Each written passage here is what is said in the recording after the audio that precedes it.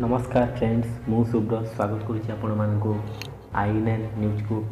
तो केवल भारत में नुहे समग्र विश्व में बर्तमान गोटे खबर बहुत चर्चार विषय होती जे अमेरिका राष्ट्रपति डोनाल्ड ट्रंप भारत गस्तर आसी।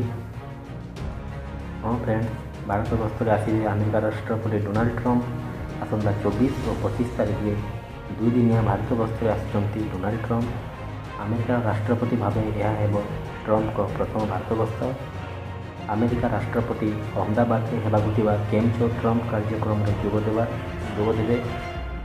अहमदाबाद मोटेरा स्थित तो सरदार वल्लभ भाई पटेल स्टेडियम उद्घाटन कर कार्यक्रम होती।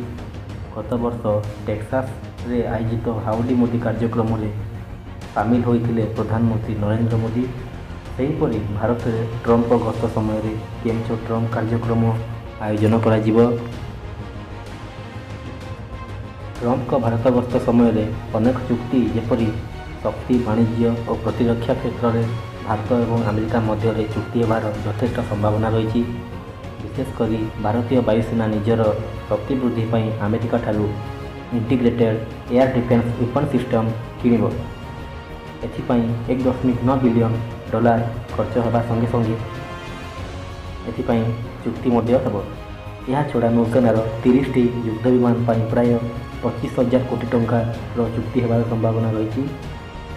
एवं नौसेना जहाँकि एक रिपोर्ट प्रकाश करछि जे 24 टी MH-60 रोमियो हेलिकॉप्टर पर यह अमेरिकार लॉकहीड कंपनी को चुक्ति करिवो।